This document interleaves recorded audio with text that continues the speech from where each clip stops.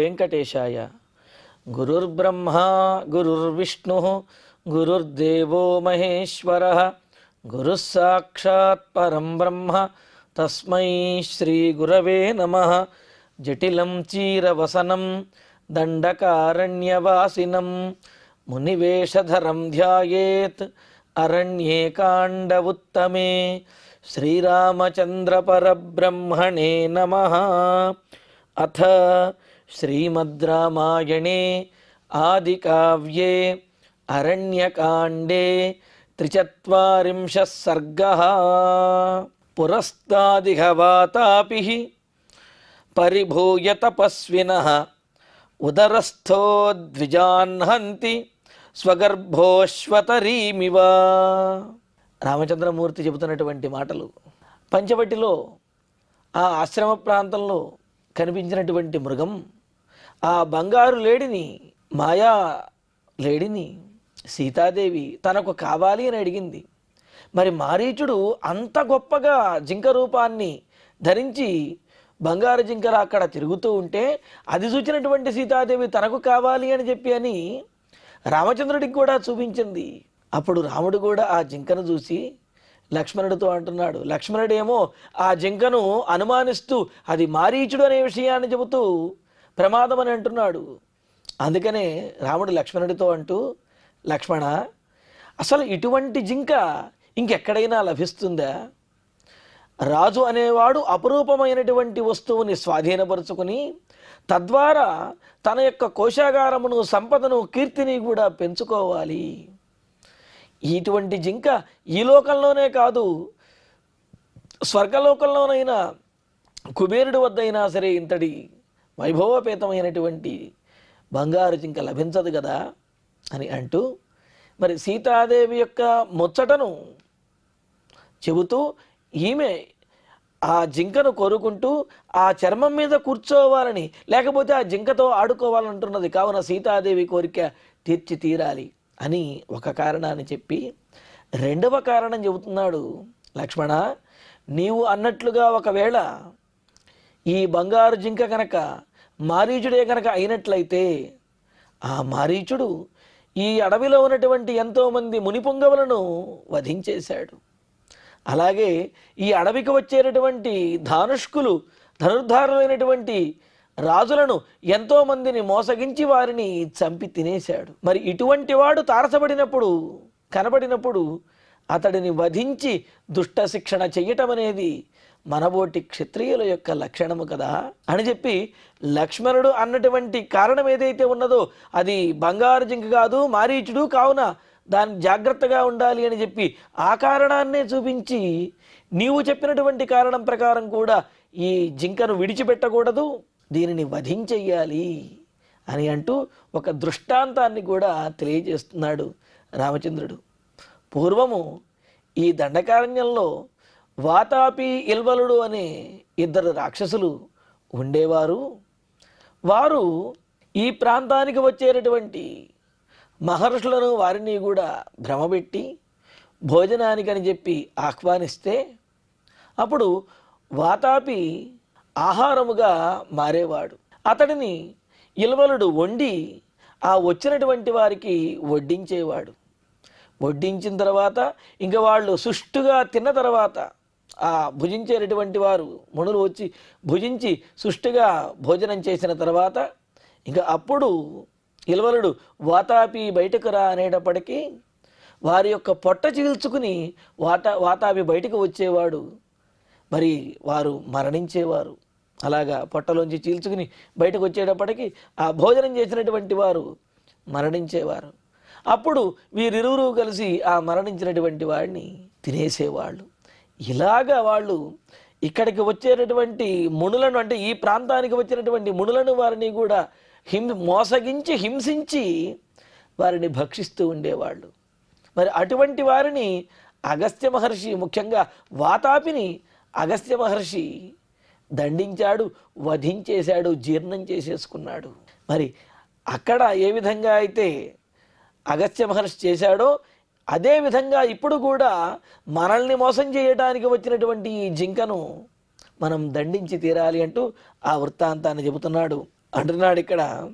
పురస్తాత్ పూర్వకాలంలో ఇహ ఈ దండకారణ్యంలో వాతాపి వాతాపి అనే రాక్షసుడు తపస్విన పరిభూయ తపస్విజనులను పరిభూయ అంటే మోసం చేసి వారిని భయపెట్టి వారిని మోసం చేసి ఉదరస్థ అశ్వతరీం స్వగర్భ ఇవ వారిని మోసం చేసి వారికేమో ఆహారాన్ని ఇస్తున్నట్టుగా నటించి వారితోటి ఆదరంగా ఉండి ఆహారము పెట్టి మరీ వారిని చంపేసేవారు. ఎలాగంటే దానికి ఉదాహరణ చెబుతూ ఉన్నారు. కంచరగాడిదలు ఇవి గర్భాన్ని ధరించినప్పుడు ఆ గర్భంలో ఉన్నటువంటి శిశువుని భరించలేక ఆ శిశువు బయటకు వస్తూ ఉంటే ఈ ఆడగాడిదలు మరణించేస్తాయిట. అంటే దానికి ఆ కంచరగాడిదలకు ఆ కాన్పు అవ్వటం అనేది చాలా ప్రమాదకరంగానూ ఉంటుందన్నమాట. అలాగా కంచరగాడిదలు ఏ విధంగా అయితే తన పొట్టలో ఉన్నటువంటి తమ బిడ్డల మూలంగా అంటే ఆ గర్భము మూలంగా అవి ఏ విధంగా అయితే మరణిస్తాయో అవి బయటకు వచ్చేటప్పుడు ఏ విధంగా అయితే మరణిస్తాయో అదేవిధంగా ఈ ఇల్వలుడు వండి పెట్టినటువంటి ఆహారం అంటే వాతాపి ఆహారంగా మారేవాడు, మేకలాగా మారేవాడు. దానిని వండి ఇల్వలుడు వడ్డించేవారు. అలాగా తిన్నటువంటి వారు ఆ గర్భంలో ఉన్నటువంటి వాతాపి కడుపు చీల్చు బయటకు వచ్చేటప్పటికి వాళ్ళు మరణించేవాళ్ళు. అలాగా తాము తిన్నటువంటి ఆహారం ద్వారానే ఆ మహర్షులందరూ కూడా వాతాప ఆ విధంగా పొట్ట చీల్చుకు వచ్చేటప్పటికి మరణించేవారు. ఇలాగా ద్విజాన్హంతి ఎంతోమంది బ్రాహ్మణోత్తములను అమాయకులైనటువంటి వారిని పిలిచి మరీ మోసగించి ఆహారం పెట్టినట్లుగా నటించి వారిని చంపేసేవారు ఈ వాతాపి ఇల్వలుడు వీళ్ళు. సకదాచిత్ చిరాల్లోభాత్ ఆససాద మహామునిం అగస్త్యం తేజసాయుక్తం భక్షస్తస్య బభూవః. ఇలా చాలా కాలము వాతాపి ఇల్వలుడు యొక్క వాళ్ళ యొక్క అకృత్యములన్నీ కూడా నడుస్తూ ఉన్నాయి. ఎంతోమందిని వాళ్ళు హింసించి చంపేసి వాళ్ళు తినేస్తూ ఉన్నారు. చాలా కాలం గడిచిన తర్వాత కదాచిత్ ఒకానొక సందర్భంలో ఆ ప్రాంతానికి వచ్చినటువంటి అగస్త్య మహర్షిని కలిశారు వారు. సహా ఆ వాతాపి లోభాత్ ఇంకా అగస్త్య మహర్షిని కూడా భుజించేయాలి, వారిని కూడా వధించాలి అనే పేరాశతో అంటే పెద్ద ఆశతోటి సాహసంతో మహామునిం తేజసాయుక్తం అగస్త్యం ఆససాద గొప్ప తేజోవంతుడైనటువంటి అగస్త్య మహర్షి దగ్గరికి వీరు వచ్చి, మహర్షి మా ఆతిథ్యాన్ని స్వీకరించాలి, మీరు మమ్మల్ని పావనం చేయండి అని చెప్పి మరి కామరూపులు కావున వాళ్ళ యొక్క రూపాన్ని కూడా చాలా సాత్వికంగాను సాధువులలాగా మారి అగస్త్య మహర్షి దగ్గరికి వెళ్ళి వారిని చాలా గౌరవంగా ఆదరంగా భోజనానికి రమ్మని చెప్పి పిలిచారు. పిలిచి తస్య భక్షః బభూవః ఈ వాతాపి ఆ అగస్త్యుల వారికే భోజనం అయిపోయాడు. భోజనమయ్యి సముత్థానే చ తద్రూపం కర్తుకామం సమీక్ష్యతం ఉత్స్మయిత్వా తు భగవాన్ వాతాపిమిదమబ్రవీత్. ఇల్వలుడు వండి పెట్టాడు వాతాపిని. ఆ వాతాపి ఆహార రూపంలో ఉన్నాడు. వాతాపిని అగస్త్యుల వారు భుజించేశారు. భుజించిన తర్వాత ఇంకా వాతాపి బయటికి రావడానికి ప్రయత్నిస్తూ ఉన్నాడు. సముత్థానే ఇంకా ఆ అగస్త్యుల వారి పొట్ట చీల్చుకుని బయటికి రావడానికి ప్రయత్నిస్తూ ఉన్నాడు. ప్రయత్నిస్తూ ఇంకా తన రూపాన్ని దాల్చి అలా చేయటానికి ఉద్యుక్తుడవుతూ ఉండగా కర్తుకామం భగవాన్ ఉత్స్మయిత్వా మరి భగవత్ స్వరూపుడైనటువంటి అగస్త్యుల వారు చిరునవ్వు నవ్వి మందహాసం చేసి వాతాపిం ఇదమబ్రవీత్ వాతాపితోటి ఈ విధంగా అన్నారు అగస్త్యుల వారు. త్వయా విగణ్య వాతాపే పరిభూతాస్వతేజసా జీవలోకే ద్విజశ్రేష్ఠ తస్మాదసిజరాం గతః. వాతాపే ఏమిటి నా పొట్టలోంచి బయటికి వచ్చి నన్ను చంపేద్దాం అనుకుంటున్నావా, నా పొట్ట చీల్చుదాం అనుకుంటున్నావా? ఇదిగో చెబుతున్నాను విను. త్వయా పాపం ఇది అవిగణయ్య నువ్వు ఇంతకాలం ఎన్నో అకృత్యాలు చేసావు, ఎంతోమందిని దారుణంగా చంపేశావు ఇలాగా వాళ్ళ పొట్ట చీల్చి. కనీసం ఏ ఒక్కసారైనా సరే నీవు చేస్తున్నటువంటిది పాపము అనే ఆలోచన కూడా నీకు రాలేదు.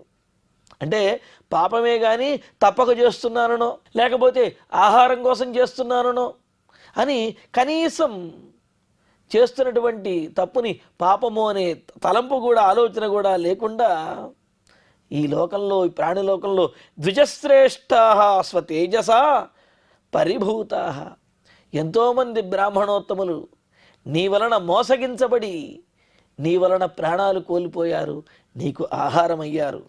తస్మాత్ అందువలన అంతమందిని నువ్వు ఆ విధంగా పొట్టన పెట్టుకున్నావు, వారి పొట్టలోంచి బయటకు వచ్చి వారిని నీవు పొట్టన పెట్టుకున్నావు.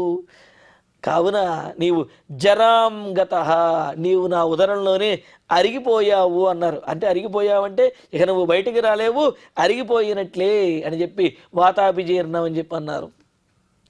అనేటప్పటికీ ఆ వాతాపి ఆ ఉదరంలోనే, అగస్త్యుల వారి యొక్క ఉదరంలోనే ఆయన జీర్ణమైపోయాడు. ఇంకా బయటికి వచ్చే అవకాశం ఎక్కడది? తదే తన్న భవేద్రక్ష వాతాపిరివ లక్ష్మణ మద్విధం యోతి మన్యేత ధర్మ నిత్యం జితేంద్రియం. ఆ వృత్తాంతాన్ని చెప్పి రాముడు లక్ష్మణుణ్ణి ఈ విధంగా ఒప్పిస్తూ ఉన్నాడు. లక్ష్మణ, ఒక్కసారి ఆలోచించవయ్యా, తమ దగ్గరకు వచ్చినటువంటి ఆ వాతాపి ఇల్వలుడు కూడా తమను మోసం చేయటానికి, భోజనం పెట్టి చంపటానికి ప్రయత్నిస్తున్నారని చెప్పి అగస్త్యుల వారికి తెలియదంటావా? తెలుసు కదా. తెలిసినప్పటికీ కూడా వారి దగ్గరికి వెళ్ళి వారు చేసినటువంటి ఉపాయంతో వారిని వధించేశారు అగస్త్యుల వారు. మరి అయ్యో అపాయము కావున వారి దగ్గరికి వెళ్ళడం ఎందుకు అని చెప్పి అగస్త్యుల వారు గనక అనుకుని ఉన్నట్లయితే మరి ఇంకా ఎంతమంది వాతాపి చేతిలో మోసంతో మరణించబడేవారు. కావున మరి సమర్థులైనటువంటి వారు, ఇతరులను రక్షించవలసినటువంటి వారు, అపాయాన్ని తొలగించవలసినటువంటి వారు సందర్భం వచ్చినప్పుడు వెనకడుగు వేయకూడదు. ఆ అపాయాన్ని తమ సాహసంతో తొలగించాలి, తమ తెలివితేటలతోటి లోక కళ్యాణం చెయ్యాలి, ఇతరులను ఆదుకోవాలి. అలాగే వాతాపి ఏ విధంగా అయితే అగస్త్య మహర్షిని మోసం చేయదలుచుకుని ఆయన చేతిలో మరణించాడో, ఈ మారీచుడు కూడా మనలను మోసం చేయడానికి ఇక్కడికి వచ్చాడు. కావున మన చేతిలోనే మరణాన్ని పొందుతాడు. అగస్త్య మహర్షి ఏ విధంగా అయితే ఆ వాతాపికి బుద్ధి చెప్పాడో, నేను కూడా ఈ మారీచుడికి బుద్ధి చెబుతాను. నీవన్నట్లుగా వాళ్ళ మారీచుడే కనుక అయినట్లయితే అతనిని వధించవలసినటువంటి కర్తవ్యం మనదే కదా అని అంటూ, లక్ష్మణ ధర్మనిత్యం జితేంద్రియం మద్విధం, ఎప్పుడూ ధర్మాన్ని ఆచరించడానికే దీక్ష కలిగినటువంటి వాడిని, అంతేకాదు ఇంద్రియములను జయించినటువంటి వాడిని. ఈ మాట నీకు నమ్మకం ఉంది కదా. కావున ధర్మాన్ని ఆచరించేవాడిని, ఇంద్రియములు జయించినటువంటి వాడిని అయినా నా దగ్గరికి ఇలా లోకకంటకుడైనటువంటి వాడు, ఇతరులను హింసించేటటువంటి వాడు వచ్చినట్లయితే గనక అతిమన్యేత, పైగా నన్నేదో మోసం చేయాలని లేకపోతే నేనున్నటువంటి ప్రాంతంలోనే అతిక్రమించి గనక ప్రవర్తించినట్లయితే తదేతద్రక్ష వాతాపిరివన భవేత్. మరి అటువంటి మారీచుడు, ఈ జింక రూపంలో ఉన్నటువంటి మారీచుడు వాతాపి ఏ విధంగా హతుడయ్యాడో ఇతడు కూడా హతుడవ్వాల్సిందే. వాతాపి ఏ విధంగా గతించాడో ఇతడు కూడా ప్రాణములు కోల్పోవలసిందే. అందులోనూ మరి మనబోటి వారి దగ్గరికి వచ్చి కూడా ఇతడు తప్పించుకున్నాడు అంటే మన గొప్పతనం ఏమున్నది? కావున ఇతడిని వధించి తీరవలసినదే అని అంటూ, భవేద్ధతోయం వాతాపి అగస్త్యేనేవ మాంగతః. అగస్త్యుల వారి చేతిలో చంపబడినటువంటి వాతాపిలాగా, అంటే అగస్త్యుల వారి దగ్గరికి వెళ్ళి వారి ద్వారానే చంపబడినటువంటి వాతాపిలాగా, మాం గతః అయం మారీచః, నా దగ్గరికి వచ్చినటువంటి ఈ మారీచుడు కూడా హతః భవేత్, నా చేతిలో మరణించి తీరాలి, వధింపబడవలసిందే, అతడిని నేను వధించాల్సిందే అని అంటూ, ఇహత్వం భవ సన్నద్ధః యంత్రితో రక్ష మైథిలీం అస్యామాయత్తమస్మాకం యత్కృతం రఘునందన. కావున లక్ష్మణ, నీవు ఇక్కడే ఉండి వదిన గారికి సీతాదేవికి, మీ వదిన సీతాదేవిని సంరక్షిస్తూ ఉండు. మరి మనిద్దరి యొక్క ప్రథమ కర్తవ్యం సీతాదేవిని కాపాడుకోవటమే. ఆమెను కాపాడుకోలేనప్పుడు మనం ఎన్ని ఘనకార్యాలు చేసినా సరే వాటి వల్ల ప్రయోజనం అనేది లేదు అని అంటూ, రఘునందన, రఘువంశాన్ని ఎప్పుడూ కూడా ఆనందపరిచేటటువంటి వాడివి, అంటే రఘువంశంలో ఉన్నటువంటి పూర్వీకులందరూ కూడా ఆనందించేవాడివి, తర్వాత వారు కూడా నీ పేరు చెప్పుకునేంతటి గొప్పవాడివైన ఓ లక్ష్మణ, ఇహత్వం సన్నద్ధ భవ, నువ్వు ఇక్కడే ధనుర్బాణాలు ధరించి సిద్ధంగా సీతాదేవిని రక్షిస్తూ ఉండు. ఎలాగా? యంత్రిత, అంటే జాగరూకుడవై వేరే విషయం మీద ఏమాత్రము ఆలోచన లేకుండా సీతాదేవి యొక్క రక్షణే ప్రథమ కర్తవ్యంగా, అదే ముఖ్యమైనదిగా భావించి ఇక్కడే ఉండు, సీతాదేవిని కాపాడు. అస్మాకం కృత్యం యత్, మనం చేయవలసినటువంటి పని ఏదైతే ఉన్నదో అది నేను ముగించుకు వస్తాను. అందులోనూ మనం చేయవలసినటువంటి ప్రథమ కర్తవ్యం ఏమిటి? సీతాదేవిని రక్షించడం కదా. కావున అదే చెబుతున్నాడు, కృత్యం యత్ అస్యాం ఆయత్తం, ప్రథమ కర్తవ్యం ఈమె మీదే ఆధారపడి ఉన్నది. ఎందుకంటే ఈమెను కాపాడుకోలేకపోతే మనం ఇంకా వ్యర్థమే. కావున మనం చేయవలసినటువంటి రక్షణ ఏదైతే ఉన్నదో, పని ఏదైతే ఉన్నదో అవశ్యం చేయవలసింది అది అస్యాం ఆయత్తం, ఈమె మీదే ఆధారపడి ఉన్నది. కావున ఈమెను రక్షించి తీరాలి అని చెప్పి అంటున్నాడు. ఇక్కడ సరస్వతీదేవి పలికించినటువంటి మాటలు చూడండి. ఇక్కడ రెండు అర్థాలు. ఈమెను కాపాడటమే మన ముఖ్యమైనటువంటి ప్రధానమైనటువంటి కర్తవ్యము అనేది ఒక అర్థము. అంతేకాదు ఈమె మీదే ఆధారపడి ఉన్నది అని చెప్పడంలో ఉద్దేశం ఏమిటంటే, మన అవతార ప్రయోజనం ఏదైతే ఉన్నదో రావణాసురుడిని సంహరించడము, అది కూడా ఈమె మీదే ఆధారపడి ఉన్నది అనేది అంతర్గర్భితంగా ఉన్నటువంటి అర్థం అన్నమాట. ఇలాగా రామచంద్రమూర్తి లక్ష్మణుడితోటి జాగ్రత్త చెప్పి ఆయన బయలుదేరబోతూ, అహమేనం వధిష్యామి గ్రహీష్యామ్యపి వా మృగం యావద్గచ్ఛామి సౌమిత్రే మృగమానయితుం ధృతం. లక్ష్మణ, నేనింకా అహం ఏనం మృగం వధిష్యామి, ఇదిగో నీవు చెప్పినటువంటి మృగాన్ని, మనం చూసిన ఈ బంగారు లేడిని నేను వధించేస్తాను. సరే, ఒకవేళ చేతకు కనుక జిక్కినట్లయితే వధించకుండానైనా సరే బంధించి తీసుకువస్తానంటూ అపివా గ్రహీష్యామి, లొంగితే కనుక ఈ జింకను కనీసం పట్టుకుంటాను, అంటే పట్టుకుంటాను, లేకపోతే వధించేస్తాను.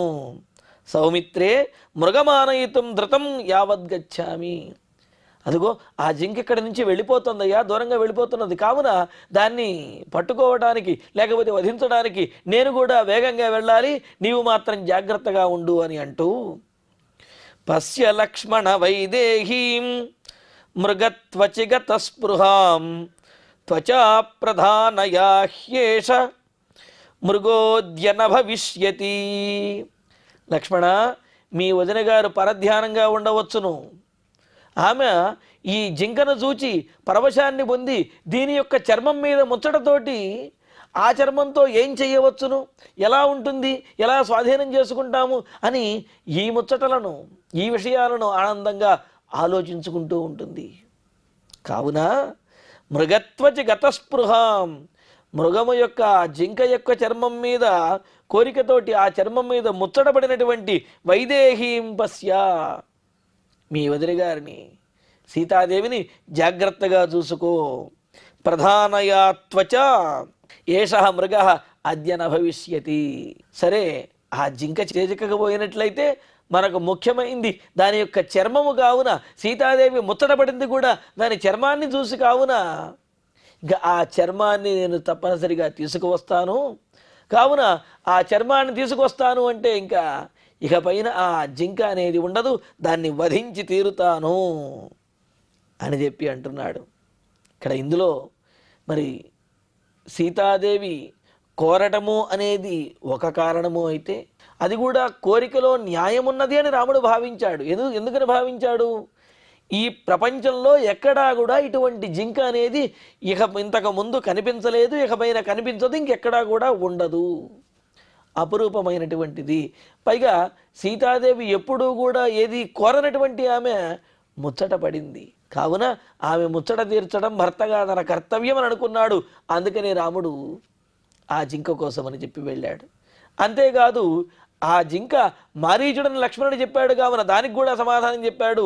ఒకవేళ మారీచుడే కనుక అయినట్లయితే అయినప్పటికీ ఆ జింకను విడిచిపెట్టకూడదు, దాన్ని పట్టుకుని వధించి తీరవలసిందే, దాని వలన ఎవరైతే ఇబ్బంది పడుతున్నారో వారిని కాపాడవలసిందే అని చెప్పి అన్నారు. అందుకనే ఇక్కడ ఈ ప్రధానమైనటువంటి ఈ కారణములు ఉండటం వలననే రాముడు ఆ జింకను పట్టుకోవడానికి వెళ్ళాడు. కానీ సహజంగా నోటి చివరి నుంచి మాట అనేస్తూ ఉంటాం, ఆ సీతాదేవి అడిగితే మాత్రం రాముడు ఆ విధంగా ఆ జింకను పట్టుకోవడం కోసం వెళ్ళాలా అండి, ఆ మాత్రం ఆలోచన వద్దా అని చెప్పి అంటూ ఉంటారు. ఆలోచన లేకుండా ఏమీ రాముడు వెళ్ళలేదు. ఆ జింక సామాన్యమైనదైతే దాన్ని తీసుకొద్దామని, లేకపోతే ఆ జింక కనుక మారీచుడైతే దాన్ని వధించి అక్కడ ఉన్నటువంటి వారందరినీ కూడా రక్షిద్దామని చెప్పి ఇలాగా ఆయన కర్తవ్యాన్ని సరిగ్గా ఎంచుకునే రాముడు ఆ జింకను తీసుకురావడానికి వెళ్ళాడు.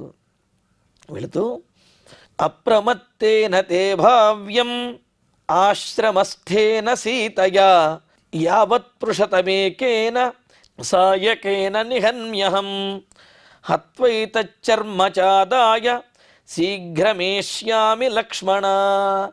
లక్ష్మణ, ఎక్కువ కష్టపడవలసినటువంటి అవసరం ఏమీ లేదు. ఒక్క బాణంతోటే ఈ జింకను నేను కొట్టగలను. కావున ముందు అసలు దాన్ని పట్టుకోవడానికి ప్రయత్నిస్తాను. అది లభించకపోతే ఒక్క బాణంతో దాన్ని వధించేస్తాను. కావున లక్ష్మణ, అహం ఏకేన సాయకేన పృషతం యావన్నిహన్మి, నేను దాన్ని ఆ జింకను వధించి తీసుకువచ్చే వరకు ఏత చర్మచ ఆదాయ శీఘ్రం ఏష్యామి, దాని యొక్క చర్మాన్ని కూడా ఇక్కడికి త్వరగానే తీసుకురాగలను. మరి నేను వెళ్ళి ఆ జింకను వధించి ఆ చర్మాన్ని తీసుకువచ్చే వరకు కూడా సీతయా ఆశ్రమస్థేనతే త్వయా అప్రమత్తేన భావ్యం, సీతాదేవితో ఉన్నటువంటి నీవు ఈ ఆశ్రమంలో చాలా అప్రమత్తంగా ఉండాలి అని అంటున్నాడు. ఎంత అప్రమత్తంగా ఉండాలి అని అంటే ప్రతి క్షణము కూడా ఏదో ఆపద పొంచి ఉన్నది అని భావిస్తూ నీవు జాగరూకుడవై అంటే యాంత్రికంగా అంటున్నాడు. యాంత్రికంగా అని చెప్పడంలో ఉద్దేశం ఏమిటంటే యంత్రము ఏది చెబితే అదే చేస్తుంది తప్ప దానికి వేరే ఆలోచన అనేది ఇంకోటి ఉండదు. అలాగే నీవు కూడా నేను చెప్పినటువంటి సీతా సంరక్షణము అనే పని తప్ప ఇంకేది కూడా నీవు చేయవలసిన అవసరం లేదు.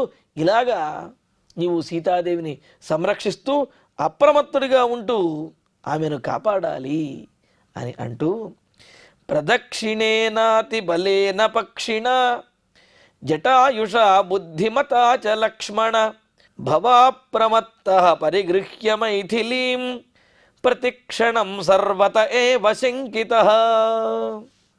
లక్ష్మణుడితో అంటున్నాడు, లక్ష్మణ ఎంత అప్రమత్తంగా ఉండాలి అంటే ప్రదక్షిణేన అతిబలేన బుద్ధిమత పక్షిణ, సీతాదేవిని రక్షించడం అనేది కేవలం నీవు మాత్రమే కాదు, ఇక్కడికి దగ్గరగా ఉన్నటువంటి మరి ఆ జటాయువు కూడా కాపాడుతూనే ఉంటాడు. కావున ఆ బుద్ధిమంతుడైనటువంటి వాడు, మిక్కిలి సమర్థుడు, బలవంతుడు అయినటువంటి ఆ జటాయువుతో కలిసి, అంటే జటాయువుతో కూడా అని అన్నాడు. ఎందుకని జటాయువు ముందే చెప్పాడు, అరణ్యవాసంలోకి వచ్చిన తర్వాత పంచవటికి వచ్చే సందర్భంలో చెప్పాడు, నేను మిమ్మల్ని రక్షిస్తూ ఉంటాను రామచంద్ర, ముఖ్యంగా సీతాదేవిని కాపాడుతూ ఉంటాను అని చెప్పి జటాయువు ముందే మాట ఇచ్చాడు. అందుకనే ఆ విషయాన్ని కూడా గుర్తు చేస్తూ జటాయువు ఆయన కాపాడుతూనే ఉంటాడు, ఆయనతో పాటు నీవు కూడా పూర్తిగా అప్రమత్తంగా ఉంటూ ఇంకా మైథిలీం పరిగృహ్య, మైథిలిని సీతాదేవిని నీవు నీ కనుసన్నలలో, అంటే ఏమిటి, నీకు అధీనంలో ఉన్నటువంటి ప్రదేశంలో ఆ స్థానంలోనే సీతాదేవి ఉండే విధంగా చూస్తూ, లేకపోతే సీతాదేవి అటు ఇటు ఎక్కడికైనా వెళితే అక్కడికి నీవు వెళుతూ ఆ ప్రాంతాన్ని నీ అధీనంలోకి తీసుకున్నట్లుగా ఉంటూ ప్రతి క్షణము కూడా ఏమాత్రం ఏమరపాటు లేకుండా సర్వత ఏవ శంకితః, అన్ని వైపుల నుండి ఆపద పొంచి ఉన్నది, ఏదో వైపు నుండి ఎవరో ఒకళ్ళు దాడి చేస్తారు, కావున అన్ని వైపులకి చూస్తూ ప్రతి క్షణము కూడా ఏమాత్రం ఏమరపాటు లేకుండా, అంటే ముందు వైపు నుంచి చూస్తే చాలునో లేకపోతే వెనక వైపు చాలునో ఇలా అనుకోకుండా అన్ని వైపుల నుండి ప్రతి క్షణము కూడా ఆపద పొంచి ఉన్నట్లుగా నీవు అప్రమత్తుడవై ఉండి భవ శంకిత అప్రమత్త భవ, ఇలాగా ఆపద వస్తున్నది అనే ఆలోచనతోటి ఆమెను రక్షించేటటువంటి రక్షకుడిగా నీవు జాగ్రత్తగా ఉండు లక్ష్మణ అని అన్నాడు. ఇంత గొప్పగా జాగ్రత్త చెప్పాడు అని అంటే రామచంద్రమూర్తి యొక్క మనస్సులో కూడా సీతాదేవికి ఏదో ఆపద సంభవించనున్నది అనే ఆలోచన మనస్సులో ఆ శకునం అనేది కలుగుతూనే ఉన్నది. అందుకనే వదిన గారిని సంరక్షించుకో అని చెప్పి ఒక్కసారి లక్ష్మణుడికి చెబితే చాలు, ఆయన రామచంద్రమూర్తి యొక్క మాటను జవదాటకుండా పాటిస్తాడు. అదేవిధంగా రక్షించడంలో సమర్థుడు కూడా. అయినప్పటికీ ఈ విధంగా ఇంత అప్రమత్తంగా ఉండు అని చెప్పాడు అంటే సీతాదేవికి ఆపద సంభవించబోతున్నది అని చెప్పి రామచంద్రుని యొక్క మనస్సులో కూడా ఏదో ఒక మూల ఆలోచన అనేది ఉన్నది. అయితే ఆమె కోరినటువంటి కోరిక తీర్చడము, ఒకవేళ రాక్షసుడైతే గనక వధించి మునులందు మిగతా వారిని రక్షించడము, ఈ కర్తవ్యం కోసమని చెప్పి రాముడు బయలుదేరి వెళుతూ మరి లక్ష్మణుడికి సీతాదేవి యొక్క జాగ్రత్త, సీతాదేవిని రక్షించవలసినటువంటి బాధ్యతను అప్పచెప్పి రాముడు అక్కడి నుంచి బయలుదేరి ఆ మాయామృగమును బంగారు లేడిని పట్టుకోవటానికి బయలుదేరి వెళ్ళాడు. ఇటువంటి సందర్భంలో చెబుతారు మనకు, కర్మణ బాధ్యతే బుద్ధి నబుద్ధ్యా కర్మ బాధ్యతే సుబుద్ధిరపి యద్రామో హైమం హరిణమన్వగాత్ అని చెప్పంటూ, కర్మ ఏ విధంగా అయితే ఉన్నదో దాన్ని అనుసరించి బుద్ధి వెళుతూ ఉంటుంది. బుద్ధి కర్మానుసారిణి అని చెప్పన్నట్లుగా.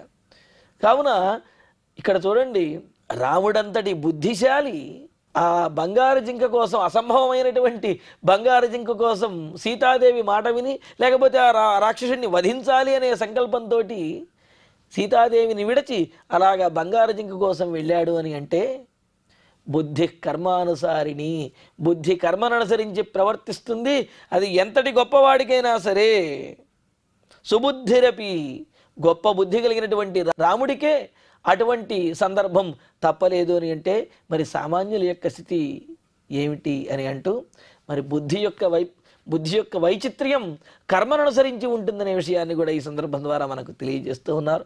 మరి రాముడు ఆ విధంగా బంగారు జింక కోసం వెళ్ళినప్పుడు తర్వాత జరిగినటువంటి పరిణామములు ఏమిటి అనే విశేషాలను తర్వాతి ప్రవచనంలో తెలుసుకుందాము. ఇక ఇప్పుడు శ్లోకాలను పారాయణ చేసుకుందాము. పురస్తాదిహ వాతాపి పరిభూయ తపస్వినః ఉదరస్థో ద్విజాన్హంతి స్వగర్భోశ్వతరీమివ స కదాచిచ్చిరాల్లోభాత్ ఆససాద మహామునిం అగస్త్యం తేజసాయుక్తం భక్షస్తస్య బభూవః సముత్థానే చ తద్రూపం కర్తుకామం సమీక్ష్యతం ఉత్స్మయిత్వా తు భగవాన్ వాతాపిమిదమబ్రవీత్ త్వయా విగణ్య వాతాపే పరిభూతా స్వతేజసా జీవలోకే ద్విజశ్రేష్ఠాః తస్మాదసి జరాం గతః తదేతన్న భవేద్రక్షః వాతాపిరివ లక్ష్మణ మద్విధం యోతిమన్యేత ధర్మ నిత్యం జితేంద్రియం భవేద్ధతోయం వాతాపి అగస్త్యేనేవ మాం గతః ఇహ త్వం భవ సన్నద్ధః యంత్రితో రక్ష మైథిలీం అస్యామాయత్తమస్మాకం యత్కృతం రఘునందన అహమేనం వధిష్యామి గ్రహీష్యామ్యపి వా మృగం యావద్గచ్ఛామి సౌమిత్రే మృగమానయితుం ధృతం పశ్య లక్ష్మణ వైదేహీం మృగత్వచిగతస్పృహాం త్వచా ప్రధానయా హ్యేష మృగోద్యన భవిష్యతి అప్రమత్తేన తే భావ్యం ఆశ్రమస్థేన సీతయా యావత్ పృషతమేకేన సాయకేన నిహన్మ్యహం హత్వైతచ్చర్మచాదాయ శీఘ్రమేష్యామి లక్ష్మణ ప్రదక్షిణేనాతిబలేన పక్షిణా జటాయుషా బుద్ధిమతా చ లక్ష్మణ భవాప్రమత్తః పరిగృహ్య మైథిలీం ప్రతిక్షణం సర్వత ఏవ శంకితః. ఇత్యార్షే శ్రీమద్ రామాయణే ఆదికావ్యే అరణ్యకాండే 43 సర్గః. ఇక ఇప్పుడు క్షమాప్రార్థన మంగళాంతంగా ఈనాటి ప్రవచన పారాయణ కార్యక్రమాన్ని పరిపూర్ణం చేసుకుందాం. యదక్షరపదభ్రష్టం మాత్రాహీనం తు యద్భవేత్ తత్సర్వం క్షమ్యతాం దేవ నారాయణ నమోస్తుతే. కాయేన వాచా మనసేంద్రియైర్వా బుద్ధ్యాత్మనా వా ప్రకృతే స్వభావాత్ కరోమి యద్యత్ సకలం పరస్మై నారాయణాయేతి సమర్పయామి. శ్రియః కాంతాయ కళ్యాణ నిధయే నిధయేర్ధినాం శ్రీవేంకట నివాసాయ శ్రీనివాసాయ మంగళం.